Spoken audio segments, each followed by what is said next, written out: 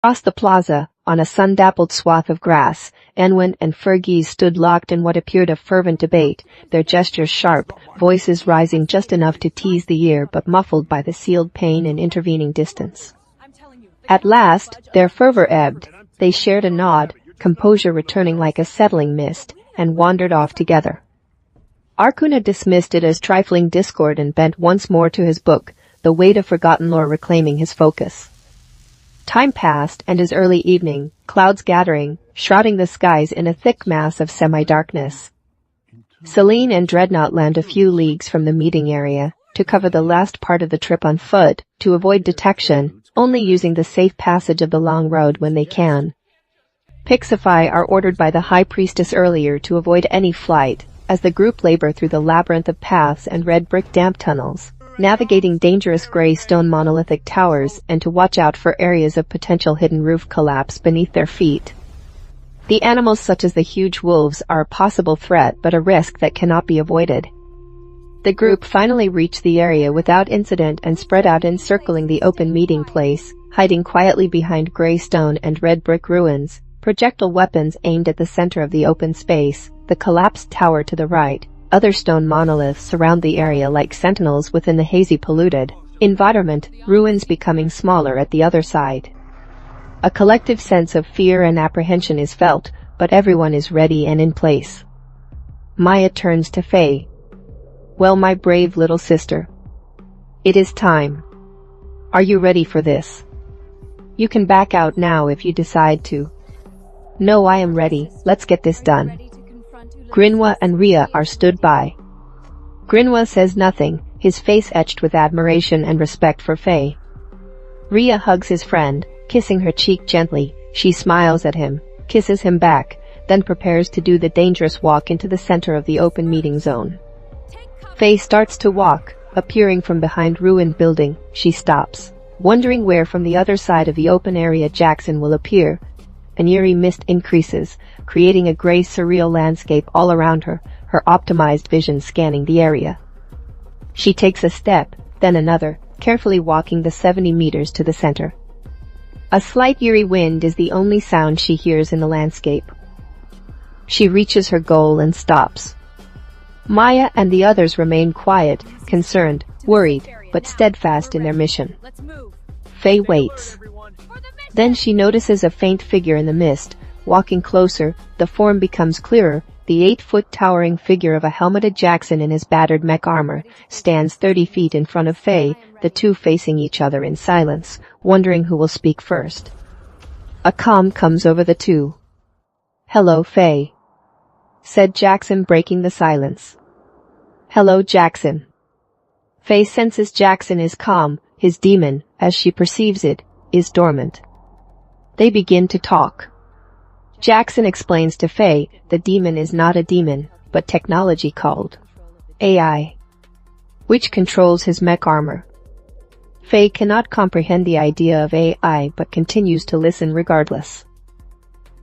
Jackson starts to speak, but is brutally cut off by a powerful beam of blue pure electric energy exploding out of the mist, violently slicing through his left shoulder 1-inch thick armor, obliterating his last wing, shards of molten metal and burning liquid ether, projecting like missiles across the landscape, a beam so powerful it knocked the severely damaged mech armor Jackson to the ground. "No! Jackson!" screams Faye, drops to her knees in complete shock and despair, taking her eye off the situation, looking down at the stone floor. Thinking Jackson is dead, tears well up in her eyes. All she wanted was to help this human, now she assumes it's over. At the perimeter tensions rise, weapons ready to offload once the smoke clears. Maya loses her cool and wants to rush over to save her sister, but is stopped by Rhea, who simply points and says, "Look." The smoke clears and the severely damaged mech, gears grinding, clunking broken, bits of armor breaking off in metal flakes, slowly raises to its feet, severely restricted movement, but now the AI is triggered and Jackson is shut down again. Ulysses points his weapon at the site of the location of the shot and offloads a barrage of powerful ether-enhanced pulse shots from his main arm weapon, pulverizing a 10-story ruin where the shooter was positioned and destroying a large area around it. Chunks of buildings obliterated, a dust cloud of immense size envelopes the destroyed mass of structures. Faye is still on her knees, trembling, hands covering her sensitive ears, sounds of explosions too much for her to bear. Then, silence, other than the terrible weapon winding down, depleted to only 2%, but still deadly for 1 or 2 shots. Faye stands, facing the nearly spent Ulysses. He turns and points his weapon straight at Faye, ready to fire. She is thinking she should flee and let the others come and finish off Ulysses. However, she senses Jackson is still in there, fighting for control, and why Ulysses has not fired. She does not flee and puts her right arm up in the air, forming a clenched fist. This indicates, "Do not approach," to Maya and the others. This infuriates Maya, who shouts furiously, "Faye, what are you doing? Get out of there. Damn it, girl." Grinwa informs Maya he will take a few armed trolls to find out who took the shot that caused all this chaos. Maya quips, "Do that, Captain. Bring me their traitorous head." Grinwa knows she doesn't mean that literally. She is angry and hurt, worried at this tense moment. Faye faces possible death, but mentally urges Jackson to fight. The mech shudders for a second, almost like he acknowledged her thought. The mech powers down with a guttural whine, only to surge back to life moments later. Ulysses and Jackson clash fiercely for dominance, their mental skirmishes escalating into a maelstrom of chaos that sends the machine shuddering and grinding on its precarious perch. Faye shouts, urging Jackson to fight harder, to reclaim control. For a fleeting instant, Jackson breaks through. "Kill Ulysses! Do it now!" he bellows, just as Ulysses seizes total command once more. A wave of dread crashes over them all. An eerie silence stretches like an eternity, while Maya and the others watch in helpless suspense. Faye squeezes her eyes shut, those sullen blue depths brimming with finality, bracing for the end this time. Ulysses, devoid of mercy, unleashes the weapon toward her. Then, without warning, everything shifts. Time crawls to a near standstill. Faye remains alive, suspended in a surreal, dream-like haze. No sound pierces the void, save for an ethereal hum emanating through the air. The bright pulse from the weapon's barrel inches forward in agonizing slowness. She gazes at her hands, at the frozen landscape, at the near-motionless mech. Even the sand and dust devils caught in the breeze etch themselves into exquisite, thematic forms, spirals and intricate patterns woven by the elements themselves. Everything, Faye included, pulses in harmony at a single unifying frequency, a zen oneness with the very weave of reality, where she sees all and knows all. The moment deepens, and a radiant glow envelops the scene, bathing it in vibrant, energetic auras. A veil lifts, and in the profound stillness, Faye senses a boundless, loving presence. It is then that a misty energy coalesces before her, carrying the sharp tang of ozone and crackling electricity. Static flickers across its evolving shape, resolving into a luminous echo of her old friend, Meridian. Holding the world in perfect stasis, Meridian speaks with calm purity. "Faye, my dear girl, I have a gift for you before I depart for the last time. Use it well." She flickers from existence in a shimmer of fairy dust that scatters like stardust, yielding to an orb 6 inches across. The very same that once orbited Meridian's home and the groves of Woodsgrove. It seethes with pure ethereal energy, circling Ulysses's hulking, inert form in a swift scan, before drifting to hover before Faye. She extends her cupped hands to accept it, and the orb melts into her palms, fusing seamlessly with her essence. Her pixie eyes blaze white as stars, raw energy, coiling within her diminutive frame. In that instant, Faye understands precisely what must be done. From the other's perspective, Faye begins to gleam brighter and brighter. Just as Ulysses prepares to fire, she transforms into a searing, white, hot orb of energy, swelling in size and ferocity. The ground ignites beneath her as twilight deepens, birthing a star so blinding that none can meet its gaze directly. Maya, half convinced Faye's already lost, relays an urgent command to the group. Retreat deeper into the ruins, lest an etheric ether overload consume them all. The realm hangs suspended in time.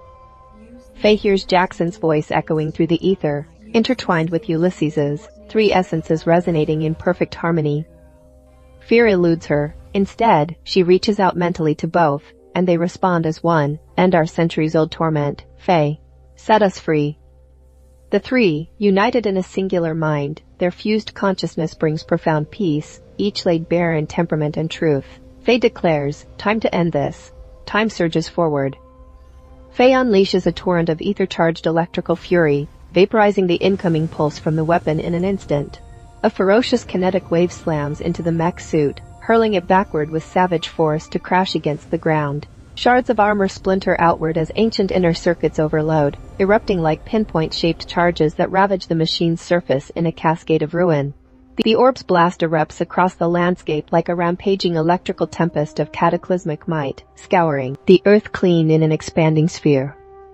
Dust, foliage, loose debris, even the poisoned air, vanishes in obliteration, carving a barren radius hundreds of meters wide in every direction. Maya and the others scramble for cover, huddling behind crumbling buildings and plunging into tunnels as a lethal dust gale howls overhead. Moments later, the fury ebbs into serenity. Sprites of ethereal, glowing energy drift earthward like luminous, incandescent snow, pattering against the ground and ruins. They shift from brilliant white to molten gold upon impact, splashing like charged droplets before seeping into the soil, infusing every surface with a verdant, revitalizing sheen across the vast blast zone. Fae, restored to her mortal form, her garments ragged in places, her armor warped and buckled, trudges wearily toward the broken, lifeless mech. She collapses beside it, utterly drained, her strength depleted. A faint twitch stirs the hulking metal carcass, and she murmurs to it, "I have no energy left for another fight," before slumping in place. Then, from beneath the helmet, comes Jackson's ragged voice. "Jackson, you're alive." Faye's relief floods through her like sunlight. The armor had shielded him, after a fashion. He musters a wry quip, "Man, that hurt, but damn, it was fun. Shall we do it again?" A pained laugh escapes him, dissolving into a cough as fractured ribs protest, his battered frame screaming in every fiber. Faye blinks, baffled by the jest. Why on earth would he crave a repeat? But he waves it off with another labored chuckle. "I'll explain later."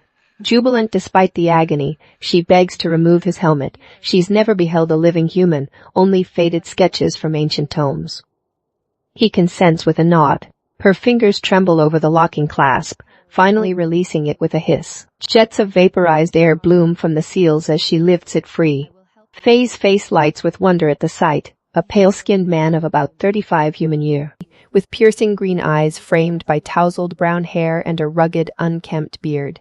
A jagged scar from millennia ago carves across his left cheek like a faded rune. Jackson gazes up at her in turn, captivated by the exquisite, otherworldly pixie with her vast, hypnotic blue eyes, nothing like the whimsical tales of his childhood, but a vibrant, breathing soul peering down with quiet grace. She senses his awe and offers a gentle smile. Together, the wounded Jackson and Faye watch as the others approach from the haze-shrouded distance. As they wait for them, Faye quips, "Is Ulysses still with you?" she ventures. "No," he rasps. The neural chip's link broke the connection when the mech took that hit. The suit's circuits fried clean through. Ulysses is gone. My chip still functions as a translator, but not much use for anything else. The AI might not have had a soul, but he was somewhat loyal, complicated companion through these endless dark ages. Faye, unable to fathom an existence without a soul, envisions one for him anyway,